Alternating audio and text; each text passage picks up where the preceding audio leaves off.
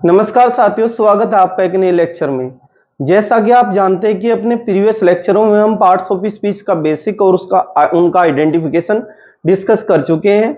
और आज के लेक्चर में हम क्या करेंगे, आपका ना प्रोनाउन चैप्टर की शुरुआत करेंगे। यानी कि प्रोनाउन चैप्टर को बिल्कुल जीरो लेवल से और एडवांस लेवल तक हम लेकर जाएंगे। जो कोई भी क्वेश्चन कॉम्पिटिटिव एग्जाम में पूछे जाते हैं, चाहे वो एसएससी का एग्जाम हो, यूपीएससी का हो, आपका कोई भी स्टेट का एग्जाम हो, चाहे टीजीटी हो या पीजीटी, उन सबको ये कवर करेगा और आप किसी भी क्वेश्चन को टैकल कर पाएंगे। सबसे पहले बात करेंगे हम प्रोनाउन में, पर्सनल प्रोनाउन की आज बात करेंगे और पर्सनल प्रोनाउन को बिल्कुल जीरो लेवल से एडवांस लेवल तक डिस्कस करेंगे और बात करेंगे कि इस पर कॉम्पिटिटिव एग्जाम में क्वेश्चन कैसे पूछे जाते हैं। हम प्रोनाउन का बेसिक अपने प्रीवियस लेक्चरों में डिस्कस कर चुके हैं। अगर आपने वो लेक्चर नहीं देखे तो डिस्क्रिप्शन में प्लेलिस्ट का लिंक दिया गया है, आप वहां से जाकर उसे चेकआउट कर सकते हैं और हमारे लेक्चरों को एक सीक्वेंस में देखिए, तभी आप इनका लाभ उठा पाएंगे और तभी चीजों को अच्छे से समझ पाएंगे, क्योंकि सभी लेक्चर आपस में इंटरकनेक्टेड हैं। इसलिए आप लेक्चर 1 से देखना शुरू कीजिए और एक सीक्वेंस में इन लेक्चरों को देखिए। सबसे पहले बात करते हैं आज प्रोनाउन की। प्रोनाउन होता क्या है? ऐसा वर्ड जो नाउन के स्थान पर आता है। इस डेफिनेशन को सब जानते हैं। It is a word used in place of a noun, यानी कि ऐसा शब्द जो नाउन के स्थान पर आता है, अर्थात संज्ञा के स्थान पर आता है, आपका प्रोनाउन अर्थात सर्वनाम कहलाता है। यानी कि ये यूज क्यों किया जाता है, अब यहां से डेफिनेशन देखते हैं। It is a word used in place of a noun, यह ऐसा शब्द होता है जो नाउन के स्थान पर आता है।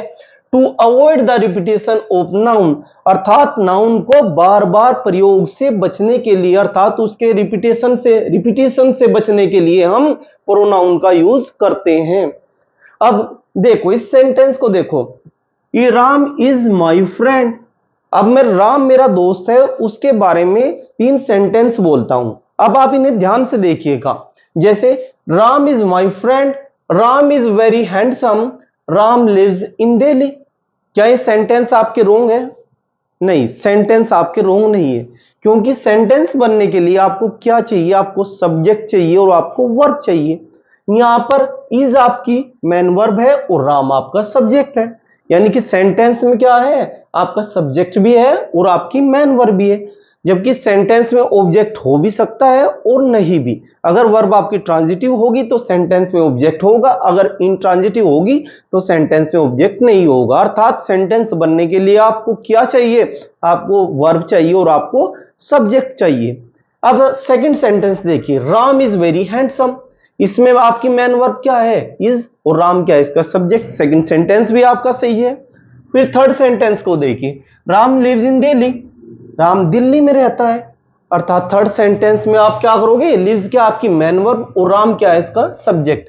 यानी कि तीनों सेंटेंस हमारे सही हैं। फिर सेंटेंस में दिक्कत क्या है? जब सेंटेंस सही है, सेंटेंस में दिक्कत ये है दोस्तों, अगर आप बार बार नाउन को यूज करते हो तो क्या होता है? सेंटेंस की सुंदरता यानी ब्यूटी खत्म हो जाती है और सेंटेंस में एक भद्दापन आ जाता है। और आप बार बार अगर नाउन का यूज बार बार आप राम कहोगे तो आप खुद ही इरिटेट हो जाओगे। इसलिए सेंटेंस में प्रोनाउन का यूज किया जाता है। अर्थात नाउन के रिपीटेशन से बचने के लिए हम प्रोनाउन का यूज करते हैं। जैसे राम इज माई फ्रेंड, यहां तक सेंटेंस ठीक था। अब हम राम को एक बार डिस्कस कर चुके हैं, अर्थात राम को बता चुके। इसके बाद हम राम वर्ड यूज नहीं करेंगे। राम के स्थान पर, यानी कि राम क्या आपका नाउन है, नाउन के स्थान पर क्या यूज करेंगे? आपका प्रोनाउन। और राम की जगह पर हम क्या यूज करेंगे? हम ही का यूज करेंगे, ही प्रोनाउन का यूज करेंगे। इसके बाद इस थर्ड सेंटेंस में भी राम को हम यहां से एलिमिनेट करेंगे और इसकी जगह पर ही प्रोनाउन का यूज करेंगे। अब हमारे सेंटेंस ये इस प्रकार होंगे, Ram is my friend, he is very handsome, he lives in Delhi. यानी कि अब सेंटेंस की ब्यूटी वापस आ गई। अर्थात प्रोनाउन सेंटेंस की ब्यूटी बनाने के लिए और नाउन के रिपीटेशन से बचने के लिए यूज किया जाता है। अर्थात अनावश्यक नाउन का यूज हम सेंटेंस में नहीं कर सकते। सिर्फ एक बार नाउन का यूज होगा, उसके बाद प्रोनाउन का यूज होगा उसके स्थान पर। इसलिए प्रोनाउन यूज किए जाते हैं। ये तो हुई कि प्रोनाउन यूज क्यों किए जाते हैं। अब प्रोनाउन सेंटेंस में कार्य क्या करता है, अर्थात फंक्शन ऑफ प्रोनाउन, यानी कि प्रोनाउन के सेंटेंस में कार्य क्या होते हैं। सबसे पहला सब्जेक्ट, प्रोनाउन आपका सब्जेक्ट बन सकता, क्योंकि क्या होता है आपका प्रोनाउन नाउन के स्थान पर आते हैं, तो जो काम आपका नाउन करेगा वही काम आपका प्रोनाउन करेगा। यानी कि नाउन आपका क्या काम करता है सेंटेंस, नाउन आपका सब्जेक्ट बन सकता है, आपका ऑब्जेक्ट बन सकता है, आपका सब्जेक्ट कॉम्प्लीमेंट बन सकता है, आपका ऑब्जेक्ट कॉम्प्लीमेंट बन सकता है, आपका प्रीपोजिशन का ऑब्जेक्ट बन सकता है। तो ये 5 काम नाउन सेंटेंस में करता है। क्योंकि प्रोनाउन नाउन के स्थान पर यूज होता है तो ये 5 काम नाउन प्रोनाउन भी करेगा। यानी कि सब नाउन प्रोनाउन क्या काम करेगा, सब्जेक्ट बन सकता है, आपका ऑब्जेक्ट बन सकता है, प्रीपोजिशनल ऑब्जेक्ट यानी कि प्रीपोजिशन का ऑब्जेक्ट बन सकता है, और आपका सब्जेक्ट कॉम्प्लीमेंट बन सकता है, और आपका ऑब्जेक्ट कॉम्प्लीमेंट बन सकता है। इन बातों को हम पीछे अपने प्रोनाउन के बेसिक लेक्चर में अर्थात पार्ट्स ऑफ स्पीच का जब हमने प्रोनाउन का बेसिक लेक्चर कराया था वहां पर हम डिस्कस कर चुके हैं। अगर किसी ने वो लेक्चर नहीं देखा तो सबसे पहले उसे जाकर देख ले, लेकिन यहां पर भी हम इन्हें आज डिस्कस करेंगे। सबसे पहले जैसे ही मैं टाइप्स के बाद इन बातों को वहां पर डिस्कस करूंगा कि आपका सब्जेक्टिव केस क्या होता है प्रोनाउन का, ऑब्जेक्टिव केस क्या होता है, प्रीपोजिशन के बाद प्रोनाउन कैसे ऑब्जेक्ट बनता है, और आपका सब्जेक्ट कॉम्प्लीमेंट वगैरह क्या कैसे बनता है प्रोनाउन, इन बातों को भी हम वहां पर डिस्कस करेंगे। अब बात करते हैं टाइप्स ऑफ प्रोनाउन की, यानी कि प्रोनाउन कितने प्रकार के होते हैं। सो इसमें टाइप्स ऑफ प्रोनाउन में हम आज डिस्कस करेंगे पर्सनल प्रोनाउन। सबसे पहला हमारा प्रोनाउन कौन सा है, पर्सनल प्रोनाउन, क्योंकि इसके नाम से ही स्पष्ट है पर्सनल, अर्थात ऐसे प्रोनाउन जो किसी पर्सन्स के लिए यूज किए जाते हैं, जो किसी पर्सन्स यानी कि आदमी के लिए यूज किए जाते हैं, उन्हें क्या कहते हैं, personal pronoun. Used for persons, अर्थात ये किसके लिए यूज किए जाते हैं, पर्सन्स के लिए यूज किए जाते हैं, चाहे वो लिविंग हो या नॉन लिविंग हो। अब 3 पर्सन्स होते हैं आपके 3 पर्सन्स होते हैं, फर्स्ट पर्सन, सेकंड पर्सन और आपका थर्ड पर्सन। फर्स्ट पर्सन कौन होता है, जैसे आप बात कीजिए मैं अपने फ्रेंड से बातें कर रहा हूं तो मैं क्या हुआ, फर्स्ट पर्सन, और मेरा जो फ्रेंड मुझसे बातें कर रहा है वो है सेकंड पर्सन।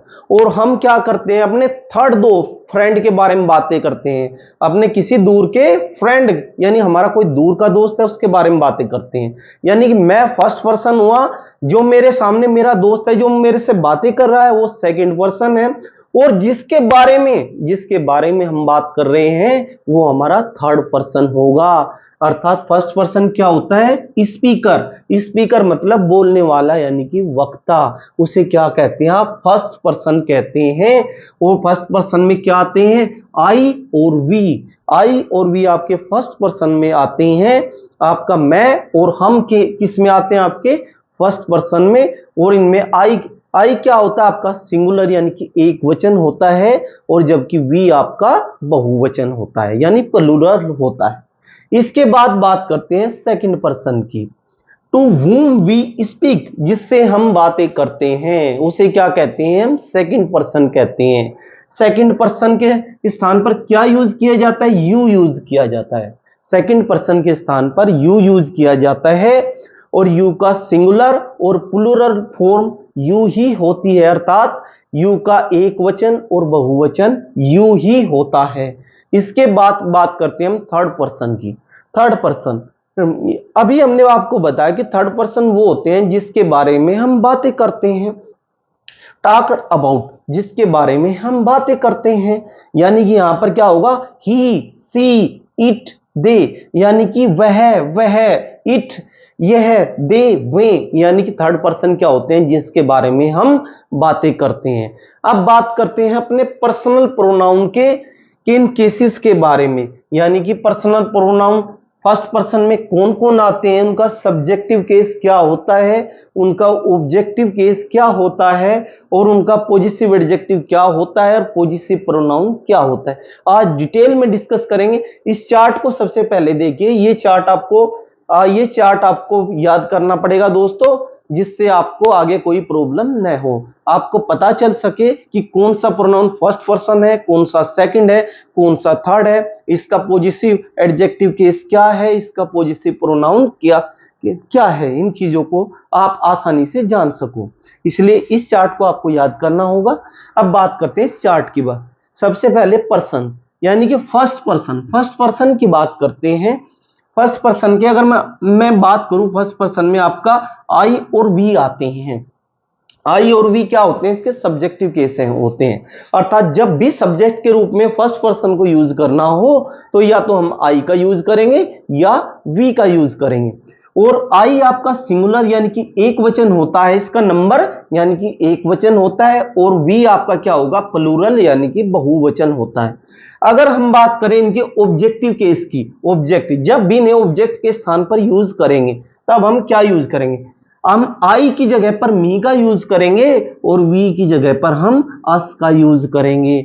अब बात करते हैं पॉजिटिव एडजेक्टिव, जैसे कि इसके नाम से ही स्पष्ट है, पॉजिटिव अर्थात जो पोजीशन बनाता हो, जो पोजीशन अर्थात अधिकार बनाता हो, उसे क्या कहते हैं, पॉजिटिव एडजेक्टिव कहते हैं। यानी कि ऐसा एडजेक्टिव जो किसी नाउन या प्रोनाउन पर अधिकार दर्शाता हो, उसे पॉजिटिव एडजेक्टिव कहते हैं। ये क्या होगा, आई के लिए आप माई यूज करोगे और वी के लिए आप अवर यूज करोगे, इसका पॉजिटिव एडजेक्टिव केस है दोस्तों। इसके बाद बात करते हैं पॉजिटिव प्रोनाउन। पॉजिटिव प्रोनाउन क्या, यानी कि ऐसा प्रोनाउन जो पोजीशन दिखाता है, उसे क्या कहते हैं, पॉजिटिव प्रोनाउन कहते हैं। और पॉजिटिव प्रोनाउन किसका कॉम्बिनेशन होता है, अर्थात ये पोजीशन भी दिखाएगा और प्रोनाउन भी बनेगा। यानी कि इसमें क्या होगा, आपका पोजीशन के लिए आपको इसमें पॉजिटिव एडजेक्टिव होगा और इसके साथ में एक नाउन भी होगा, अर्थात इसके अंदर पॉजिटिव एडजेक्टिव और नाउन दोनों होंगे, अर्थात इन दोनों की सेंस ये देगा। इसके बाद आई का पॉजिटिव प्रोनाउन माइन होगा, जबकि वी का पॉजिटिव प्रोनाउन अवर्स होगा। इसके बाद बात करते हैं आपके सेकंड पर्सन की। सेकंड पर्सन में आपका यू आता है और यू का सिंगुलर और प्लूरल फॉर्म यू ही होती है, अर्थात यू का एक वचन और बहुवचन आपका यू ही होगा। यानी कि इसके सब्जेक्टिव केस में से यू की तरह ही यूज करेंगे, चाहे आप सिंगुलर यूज कीजिए चाहे आप प्लूरल यूज कीजिए, ये आपका यू ही यूज होगा। इसके बाद बात करते हैं इसकी ऑब्जेक्टिव केस की। यू का सब्जेक्टिव और ऑब्जेक्टिव केस सेम ही होता है, चाहे आप सिंगुलर में यूज कीजिए या प्लूरल में यूज कीजिए, अर्थात ऑब्जेक्टिव केस में आप इसे यू ही यूज करोगे, चाहे आप सिंगुलर यूज कीजिए या प्लूरल यूज कीजिए। इसके बाद बात करते हैं पॉजिटिव एडजेक्टिव की। इसके पॉजिटिव एडजेक्टिव क्या होंगे, आप यू का पॉजिटिव एडजेक्टिव क्या होगा, सिंगुलर और प्लूरल दोनों योर ही होगा। इसके बाद बात करते हैं इसके पॉजिटिव प्रोनाउन की। इसका पॉजिटिव प्रोनाउन योर्स होता है, जो आपका सिंगुलर और प्लूरल दोनों फॉर्म में योर्स ही होगा। इसके बाद बात करते हैं अपने थर्ड पर्सन की। थर्ड पर्सन में आपका ही, सी, इट, दे, ये तीनों प्रोनाउन आपके थर्ड पर्सन में आते हैं। इसमें देखते हैं आप सिंगुलर को, यानी कि एक वचन। आपके सिंगुलर में कौन सा आता है, ही, सी, इट, ये तीनों प्रोनाउन आपके सिंगुलर में आते हैं और इनका सब्जेक्टिव केस क्या होगा, ही, सी, इट, अर्थात जब सब्जेक्ट के रूप में हमें इन्हें यूज करना हो तो हम क्या यूज करेंगे, ही, सी, इट यूज करेंगे। इसके बाद बात करते हैं ऑब्जेक्टिव केस की। ही का ऑब्जेक्टिव केस हिम होगा और सी का ऑब्जेक्टिव केस क्या होगा, हर होगा, अर्थात जब सी को हम ऑब्जेक्ट के स्थान पर यूज करेंगे अब हम हर का यूज करेंगे, और जब ही को ऑब्जेक्ट के स्थान पर यूज करेंगे हम हिम का यूज करेंगे। और जब इट को आप ऑब्जेक्ट के स्थान पर यूज करोगे तो आप इट ही यूज करोगे, यानी इट का सब्जेक्टिव और ऑब्जेक्टिव केस दोनों सेम होते हैं। अब बात करते हैं पॉजिटिव एडजेक्टिव की इनकी, यानी कि ही का पॉजिटिव एडजेक्टिव हिज होगा और आपका सी का पॉजिटिव एडजेक्टिव आपका हर होगा और इट का पॉजिटिव एडजेक्टिव आपका इट्स होता है। इसके बाद बात करते हैं इनके पॉजिटिव प्रोनाउन की, यानी कि ही का पॉजिटिव प्रोनाउन हिज होगा और सी का पॉजिटिव प्रोनाउन आपका क्या होगा, आपका हर्ष होगा और आपका इट का पॉजिटिव प्रोनाउन नहीं बनता। ये ध्यान रखने की बात है कि इट का पॉजिटिव प्रोनाउन नहीं बनता। इसके बाद हम अपने बात करते हैं अपने एक और प्रोनाउन जो थर्ड पर्सन में है, दे। दे क्या होता है, दे प्लूरल होता है, अर्थात दे का नंबर प्लूरल होता है, दे बहुवचन होता है। यानी कि दे का अब सब्जेक्टिव केस क्या होगा, दे ही होगा, जबकि दे का ऑब्जेक्टिव केस आपका देम होगा, और इसका पॉजिटिव एडजेक्टिव देयर होगा, और इसका पॉजिटिव प्रोनाउन आपका देयर्स होगा। ये चार्ट हमने डिस्कस कर लिया है। इसके बाद हम डिस्कस करेंगे इनके सब्जेक्टिव ऑब्जेक्टिव केस और आपका प्रीपोजिशन के ऑब्जेक्ट ये कैसे बनते हैं, सब्जेक्ट कॉम्प्लीमेंट कैसे बनते हैं, इन्हें डिस्कस करेंगे। अब प्रोनाउन के फंक्शंस देखते हैं। सबसे पहले बात करते हैं कि प्रोनाउन के किस किस रूप से कार्य करता है। जैसे पहला सब्जेक्टिव केस, प्रोनाउन सब्जेक्ट के रूप में कब कार्य करता है। पहली बात, प्रोनाउन बिफोर मैन वर्ब क्या होगा, सब्जेक्टिव केस में। अगर प्रोनाउन किसी मैन वर्ब से पहले यूज होगा तो वो हमेशा आपका सब्जेक्टिव केस में यूज होगा। इसके बाद इस सेंटेंस को देखिए, ही या him is playing with Rahul. यहां पर आप देखोगे इज क्या है आपकी, इज आपकी मैन वर्ब है, इज क्या है आपकी मैन वर्ब है, और प्लेइंग इज आपकी हेल्पिंग वर्ब है। इज यहां पर आपकी हेल्पिंग वर्ब होगी क्योंकि इसके बाद मैन वर्ब दी हुई है, ये मैन वर्ब है। प्लेइंग वट यानी कि ऑब्जेक्ट तो यहां पर है ही नहीं। विद क्या होगा, प्रीपोजिशन, और प्रीपोजिशन के बाद क्या आते हैं, प्रीपोजिशन के ऑब्जेक्ट आते हैं। तो राहुल क्या होगा, इसका ऑब्जेक्ट। ऑब्जेक्ट क्या बनते हैं प्रीपोजिशन के, या तो नाउन बनता है या प्रोनाउन बनता है।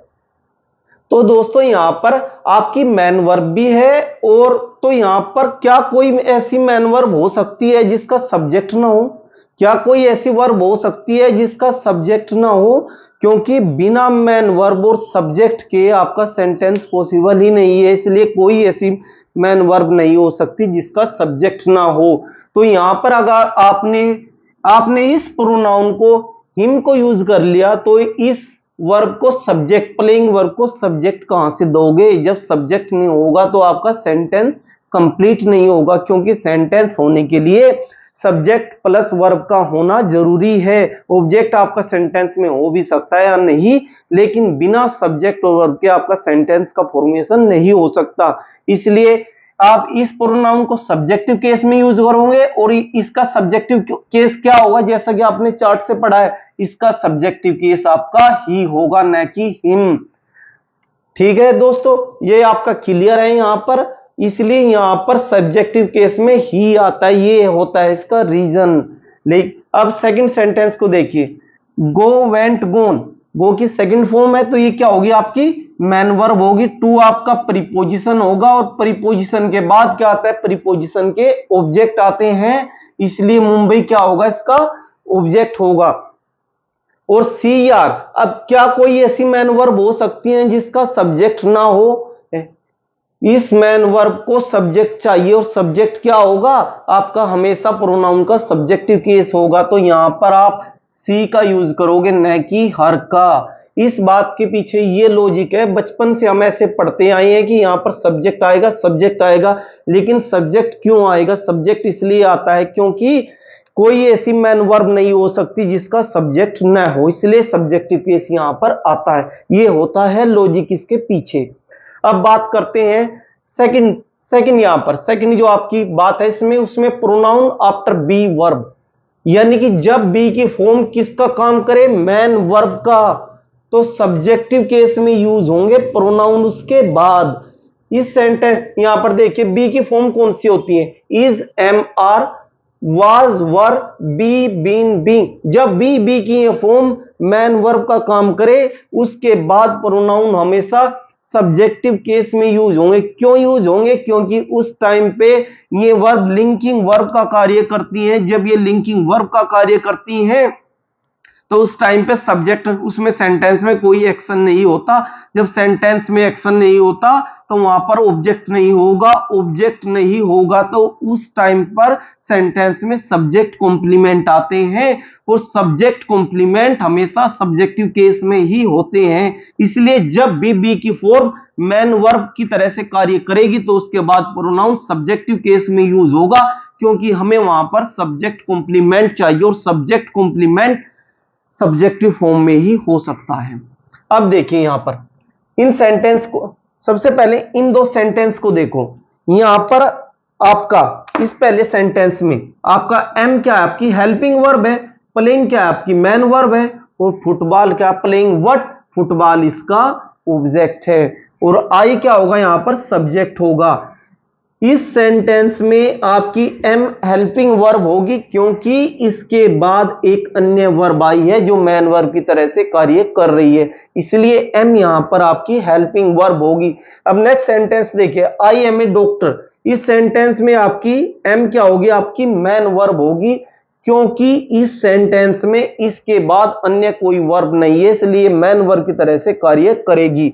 और डॉक्टर क्या होगा, डॉक्टर आपका नाउन होगा, और किस तरह से काम करेगा, सब्जेक्ट कॉम्प्लीमेंट की तरह से कार्य करेगा, और आपका ए एंड आपके आर्टिकल होते हैं। और आई क्या होगा, आई आपका सब्जेक्ट होगा, और डॉक्टर सब्जेक्ट कॉम्प्लीमेंट की तरह से कार्य करेगा, अर्थात आई और डॉक्टर दोनों एक ही होंगे। सब्जेक्ट कॉम्प्लीमेंट वो होता है जो सब्जेक्ट को पूरा करता है, यानी सब्जेक्ट का पूरक, यानी कर्ता का पूरक आपका सब्जेक्ट कॉम्प्लीमेंट होता है। इस सेंटेंस में कोई एक्शन नहीं है, यहां पर आपका बी की फॉर्म यानी कि एम लिंकिंग वर्ब की तरह से कार्य कर रही है। यहां पर कोई एक्शन, सिर्फ ये बता गया है कि मैं एक डॉक्टर हूं, तो आई और डॉक्टर दोनों एक ही हैं, इसलिए डॉक्टर क्या होगा, सब्जेक्ट कॉम्प्लीमेंट होगा। अब इन सेंटेंस पर आते हैं। पहले sentence, it was her who had helped you.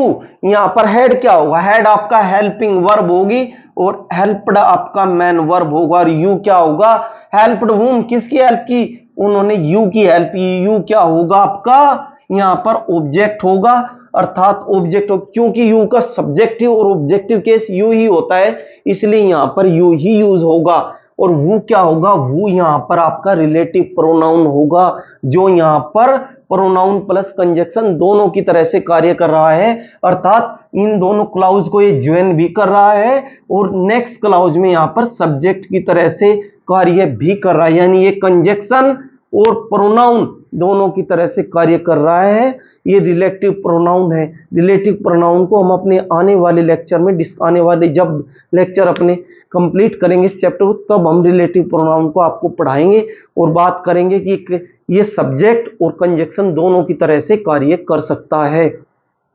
अर्थात इसने यहां पर इन दो क्लाउज को आपस में ज्वाइन भी कर दिया, मैन वर्ब है और ये सब्जेक्ट बना, यानी एक क्लाउज ये और दूसरी क्लाउज ये, यानी कि वाज क्या होगी, आपकी मैन वर्ब होगी, और इट क्या होगा, इसका सब्जेक्ट होगा।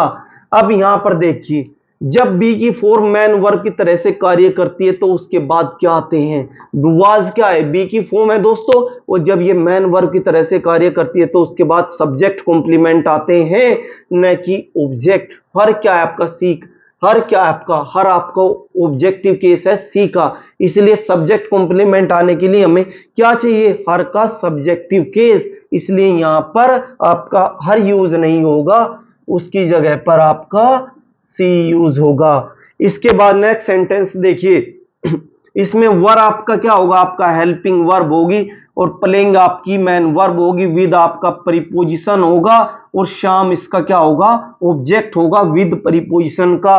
और यहां पर क्या होगा, वो आपका रिलेटिव प्रोनाउन होगा, जो सब्जेक्ट और कंजक्शन यानी प्रोनाउन और कंजक्शन दोनों की तरह से कार्य करा। इस नेक्स्ट सेंटेंस में ये आपका क्या बनेगा, आपका सब्जेक्ट बनेगा, और ये इन दोनों क्लाउज को आपस में ज्वाइन भी करेगा। यहां पर क्या होगा, मैं वाज क्या होगा, आपकी मैन वर्ब होगी, इट आपका सब्जेक्ट होगा। आप यहां पर दैम, यानी कि यहां पर मैं, जब बी की फॉर्म मैन वर्ब की तरह से कार्य करती है उसके बाद क्या आएंगे, सब्जेक्ट कॉम्प्लीमेंट, और सब्जेक्ट कॉम्प्लीमेंट आने के लिए आपको प्रोनाउन को किस फॉर्म में होना चाहिए, आपका सब्जेक्टिव फॉर्म में होना चाहिए। और दैम क्या है, देखिए ऑब्जेक्टिव फॉर्म है, इसलिए इसके स्थान पर क्या होगा, दे यूज होगा। कॉम्पिटिटिव एग्जाम में इसी तरह से एरर पूछे जाते हैं दोस्तों अब बात करते हैं नेक्स्ट सेंटेंस की। स्टोल क्या है आपकी, स्टोल आपकी मैन वर्ब। स्टोल व्हाट, क्या चुराया उसने, बुक्स चुराई। तो मैं स्टोल का ऑब्जेक्ट क्या होगा आपका, बुक्स होगा। दोज क्या होगा, बुक्स को क्वालिफाई करने वाला एक डेमोन्स्ट्रेटिव एडजेक्टिव यानी कि दर्शाने वाला एडजेक्टिव होगा। यानी कि ये एडजेक्टिव होगा, और किस प्रकार का एडजेक्टिव होगा, डेमोन्स्ट्रेटिव एडजेक्टिव। ये चीजें हम अपने प्रीवियस लेक्चरों में डिस्कस कर चुके हैं। अगर आपको ये चीजें अभी समझ नहीं आ रही तो वो आप हमारे लेक्चर को लेक्चर 1 से लेकर यहां तक एक सीक्वेंस में देखें, तभी ये चीजें आपकी क्लियर होंगी। अगर एक बार आपको समझ नहीं आती है तो वीडियो को 2 बार देखें और हैंड रिटन नोट्स अपने तैयार करें। इसमें समय तो लगेगा लेकिन वो आपके लिए वर्थ इट होगा। ठीक है दोस्तों, अब चलते हैं यहां पर। अब क्या होगा यहां पर, यहां देखिए वो क्या होगा, वो आपका सब्जेक्ट भी होगा और आपका कंजक्शन भी, यानी कि ये क्या है, रिलेटिव प्रोनाउन है। और वाज क्या है, वाज आपकी मैन वर्ब है, और इट क्या है, सब्जेक्ट है। यानी ये बी की फॉर्म है। जब बी की फॉर्म मैन वर्ब की तरह से कार्य करती है, उसके बाद क्या आता है आपका सब्जेक्ट कॉम्प्लीमेंट। और सब्जेक्ट कॉम्प्लीमेंट क्या होगा, जब प्रोनाउन सब्जेक्टिव फॉर्म में यूज होगा, यानी कि इसकी जगह पर आपका हिम नहीं आपका ही आएगा। इसके बाद बात करते हैं ऑब्जेक्टिव केस की। Pronoun after man verb objective case, यानी प्रोनाउन को जब भी हम मैन वर्ब के बाद यूज करेंगे तो उसे ऑब्जेक्टिव केस में यूज करेंगे। ऐसा क्यों, यहां पर देखते हैं। इन सेंटेंस को देखिए। स्कोल्डेड क्या है, स्कोल्डेड आपकी, स्कोल्डेड क्या है, आप स्कोल्डेड आपकी मैन वर्ब है, मैन वर्ब है। वो टीचर क्या है, इसका सब्जेक्ट है। द टीचर स्कोल्डेड, टीचर ने डांटा, टीचर ने डांटा। अगर मैं यहां पर ही रख दूं तो ये बताइए कि टीचर सब्जेक्ट है, ये मैन वर्ब है। अब ही क्या बनेगा यहां पर, ही क्या है, ही सब्जेक्टिव केस में है, यानी ही सब्जेक्ट है। जब सब्जेक्ट है क्या कोई सब्जेक्ट ऐसा हो सकता हो बिना मैन वर्ब के हो, क्योंकि स्कोल्डेड तो टीचर की वर्ब है, टीचर की वर्ब है, टीचर सब्जेक्ट की वर्ब है। अब ही को वर्ब कहां से दोगे आप, ही को वर्ब कहां से दोगे, इसलिए ही यहां पर सब्जेक्टिव नहीं ऑब्जेक्टिव केस में यूज होगा। चाहे आप इसके अर्थ से देख लिए, मीनिंग से देख लिए। द टीचर स्कोल्डेड, टीचर ने डांटा, हिम मिस उसको डांटा। यानी हमें क्या चाहिए यहां पर, ऑब्जेक्टिव केस चाहिए। अगर सब्जेक्टिव केस यहां पर यूज करते हैं तो हमें एक अन्य वर्ब भी चाहिएगी, वर्ब चाहिएगी, तो तब जाकर ये क्लाउज कंप्लीट होगा। और फिर इन दोनों क्लाउज को जोड़ने के लिए हमें कंजक्शन भी चाहिएगा। तो यहां पर ना तो आपका कंजक्शन है ना दूसरी वर्ब है, इसलिए बिना वर्ब के कोई भी सब्जेक्ट नहीं आ सकता। ही क्या होता है, प्रोनाउन का सब्जेक्टिव केस होता है, इसलिए यहां पर ही होगा न कि ही। अब नेक्स्ट सेंटेंस को देखिए। पुनिस क्या है आपकी मैन वर्ब है, और इसका डूअर क्या है, इसका सब्जेक्ट। वो पुनिस, ही ने पुनिस किया, ही क्या है आपका सब्जेक्ट होगा, ही पुनिस्ड। अब इसके बाद मैन वर्ब के बाद क्या यूज होगा आपका, मैन वर्ब के बाद हमेशा प्रोनाउन ऑब्जेक्टिव फॉर्म में आता है। अब देखिए यू क्या है, यू सब्जेक्टिव फॉर्म में, ये ऑब्जेक्टिव फॉर्म में, क्योंकि यू की सब्जेक्टिव और ऑब्जेक्टिव फॉर्म एक ही होती है, इसलिए हम इसे यहां पर ऑब्जेक्टिव फॉर्म मानेंगे। एंड के बाद आई क्या है आपका, आई आपका सब्जेक्टिव फॉर्म है, इसलिए हमें इस प्रोनाउन की क्या चाहिए, ऑब्जेक्टिव फॉर्म चाहिए। इसलिए आई की जगह पर हम यहां पर क्या यूज करेंगे, आपका मी यूज करेंगे। अब इसके बाद बात करते हैं प्रीपोजिशन। जब भी प्रीपोजिशन के बाद प्रोनाउन हो, यानी इसका तीसरे यूज की बात करते हैं हम। जब भी प्रीपोजिशन के बाद प्रोनाउन आएंगे तो प्रोनाउन किस फॉर्म में होंगे, हमेशा ऑब्जेक्टिव केस में आएंगे। तो प्रोनाउन हमेशा ऑब्जेक्टिव केस में आएंगे। अब इन सेंटेंस को देखिए। He laughed at she and I, he laughed at she and I। यहां पर आपका लाफ्ड क्या, आपकी लाफ्ड आपकी मैन वर्ब है, और लाफ्ड आपकी मैन वर्ब है। और आपका एट क्या होगा, एट आपका प्रीपोजिशन होगा। और प्रीपोजिशन के बाद अभी मैंने बताया आपको, प्रीपोजिशन के बाद क्या आते हैं, नाउन। आपके प्रोनाउन किस केस में आते हैं, आपके ऑब्जेक्टिव केस में। क्या सी और आई ऑब्जेक्टिव केस है प्रोनाउन का, नहीं, ये इनके सब्जेक्टिव केस है। इसलिए सी की जगह पर आप क्या यूज करोगे, आप हर का यूज करोगे। और आई की जगह पर क्या यूज करोगे, आप मी का यूज करेंगे, क्योंकि सी का ऑब्जेक्टिव केस आपका हर होता है, जबकि आई का ऑब्जेक्टिव केस मी होता है। और ही क्या होगा, ही आपका सब्जेक्ट होगा। अब नेक्स्ट सेंटेंस को देखिए, डिवाइडेड क्या है यहाँ पर, मैन वर्ब। डिवाइडेड वर्ड क्या डिवाइड किया उसने, प्रॉपर्टी। प्रॉपर्टी क्या इसका ऑब्जेक्ट है डिवाइडेड का, और द क्या होगा आपका आर्टिकल होगा। और बीटवीन क्या है, बीटवीन यहाँ पर प्रीपोजिशन है, और प्रीपोजिशन के बाद क्या आते हैं, प्रीपोजिशन के ऑब्जेक्ट आते हैं। यू क्या होगा आपका, यू का सब्जेक्टिव और ऑब्जेक्टिव केस सेम होता है, इसलिए यहाँ पर यू भी सही है। एंड आई, आई क्या है आपका, आई आपका सब्जेक्टिव केस है, हमें क्या चाहिए, हमें यहाँ पर ऑब्जेक्टिव केस चाहिए, इसलिए आई की जगह पर हम क्या यूज करेंगे, मी। फ्रेंड्स ऐसे ही एग्जाम में आपसे एरर पूछी जाते हैं, वहां पर इस प्रकार के से ही एग्जाम में एरर आपसे पूछी जाती हैं। अब ही क्या होगा, ही इस सेंटेंस में सब्जेक्ट होगा, वो डिवाइडेड, ही डिवाइडेड। अब नेक्स्ट सेंटेंस को देखते हैं, she is intelligent but is arrogant. अब इन सेंटेंस के थ्रू हम बात करते हैं, बट दोस्तों कहीं पर प्रीपोजिशन की तरह यूज होता है, कहीं पर कंजक्शन की तरह से यूज होता है। तो हमें कैसे पता लगेगा कि ये प्रीपोजिशन है या कंजक्शन है, आओ इन सेंटेंस से देखते हैं। जैसे इस सेंटेंस में इज क्या है आपकी मैन वर्ब है, और इंटेलिजेंट क्या है आपका एडजेक्टिव है, और किस तरह से काम करेगा, सब्जेक्ट कॉम्प्लीमेंट की तरह से, क्योंकि नाउन और एडजेक्टिव दोनों सब्जेक्ट कॉम्प्लीमेंट की तरह से काम कर सकते हैं, इसलिए यहां पर हमने क्या यूज किया, यहां पर इसे सब्जेक्ट कॉम्प्लीमेंट माना है। और सी क्या होगा, यहां पर सब्जेक्ट होगा। अब बात करते हैं नेक्स्ट पार्ट की सेंटेंस की, इज क्या होगी आपकी मैन वर्ब होगी, और एरोगेंट क्या आपका एडजेक्टिव है जो यहां पर सब्जेक्ट कॉम्प्लीमेंट की तरह से काम करेगा। अब यहां पर देखिए, यहां पर सब्जेक्ट प्लस वर्ब, यहां पर सब्जेक्ट और वर्ब का एक पेयर है, और जब सब्जेक्ट और वर्ब का एक पेयर हो तो क्या बन जाता है आपका, एक क्लाउज बन जाता है। ये बातें हम पीछे डिस्कस कर चुके हैं, अगर आपके समझ में नहीं आ रही है तो आप प्रीवियस लेक्चरों को लेक्चर 1 से सीक्वेंस में देखिए, तब आपको ये चीजें क्लियर होंगी, क्योंकि आप अपने बेसिक्स के लेक्चर में इन चीजों को हम आपको डिस्कस कर चुके हैं। अब यहां पर आइए, इस सेंटेंस में आपकी मैन वर्ब है, मैन वर्ब है, मैन वर्ब के बाद क्या है आपका सब्जेक्ट कॉम्प्लीमेंट है। अब ये बताइए, क्या कोई मैन वर्ब ऐसी हो सकती है जिसका सब्जेक्ट ना हो, कोई भी मैन वर्ब ऐसी नहीं हो सकती जिसका सब्जेक्ट ना हो। इसके विपरीत ये बात, अर्थात कोई भी सब्जेक्ट ऐसा नहीं हो सकता जिसकी के साथ में उसकी वर्ब न हो। अब यहां पर अर्थात इस मैन वर्ब को क्या चाहिए, सब्जेक्ट चाहिए, अर्थात सब्जेक्ट कौन बनेगा आपका, सी या हर, आपका सी सब्जेक्ट बनेगा, क्योंकि सी क्या होता है सब्जेक्टिव केस होता है, और आपका हर क्या होगा आपका ऑब्जेक्टिव केस होगा, इसलिए यहां पर सी आएगा। और बट किस तरह से काम करेगा यहां पर, क्योंकि दो क्लाउज है, दो क्लाउज है, यानी सब्जेक्ट वर्ब के दो पेयर हैं, दो जोड़े हैं, तो इन्हें जोड़ने के लिए आपको क्या चाहिए, कंजक्शन चाहिए। तो बट यहां पर दोस्तों कंजक्शन की तरह से कार्य करेगा, अर्थात she is intelligent but she is arrogant, वह बुद्धिमान है लेकिन क्या है, वो आपकी एरोगेंट अर्थात घमंडी है। जब भी बट कंजक्शन की तरह से यूज होगा, इसका मीनिंग, इसका अर्थ लेकिन होगा। अब अपना नेक्स्ट सेंटेंस देखते हैं, everybody went to the picnic but he या हिम।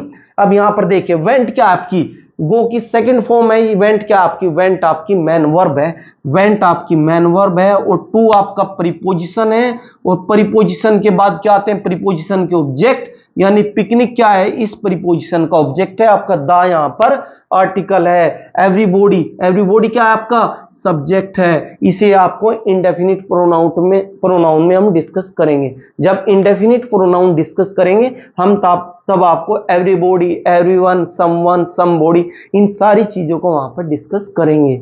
अभी देखिए, एवरीबॉडी आपका सब्जेक्ट होगा, इसका पार्ट्स ऑफ स्पीच क्या होगा, प्रोनाउन होगा, और किस प्रकार का प्रोनाउन, इंडेफिनिट प्रोनाउन। और यहां पर अब देखिए, बट क्या होगा, यहां पर आपको सब्जेक्ट और वर्ब का एक पेयर है।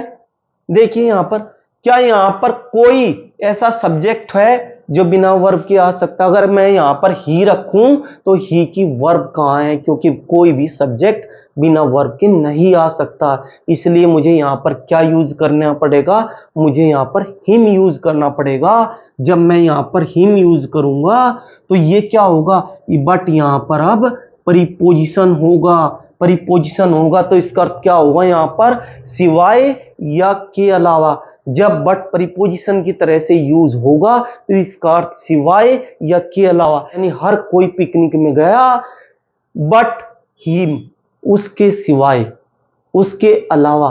अब अपना नेक्स्ट सेंटेंस देखिए, everyone sold the question but I yummy. तो इसमें क्या होगा, सोल्ड क्या आपकी मैन वर्ब है और एवरीबॉडी क्या होगा, एवरीवन क्या होगा आपका सब्जेक्ट होगा।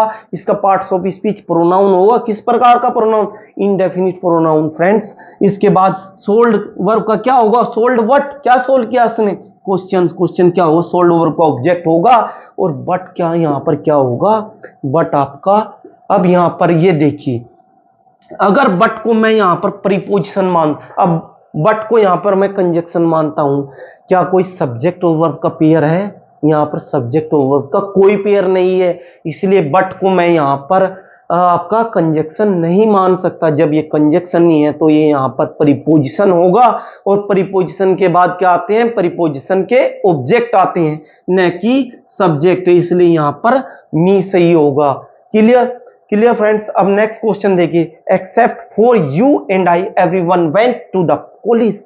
आपका एक्सेप्ट क्या होता है, क्योंकि बट का मीनिंग क्या होता है, सिवाय, एक्सेप्ट का मीनिंग भी सिवाय होता है।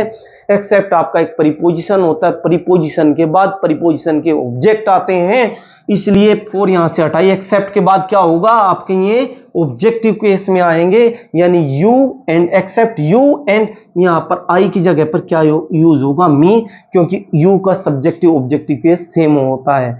Everyone went to the college, सिवाय, सिवाय तुम्हारे और मेरे हर कोई कॉलेज गया। मिलते हैं दोस्तों नेक्स्ट वीडियो में। अपने इस लेक्चर को यहीं तक रखते हैं, और अगर आपको ये हमारा लेक्चर पसंद आया है, आपको हमारा ये प्रयास पसंद आ रहा है, तो फ्रेंड्स देर मत कीजिए, हमारी वीडियो को लाइक कीजिए, शेयर कीजिए, सब्सक्राइब कीजिए हमारे चैनल को। और तो मिलते हैं दोस्तों नेक्स्ट लेक्चर में। जय हिंद, जय भारत।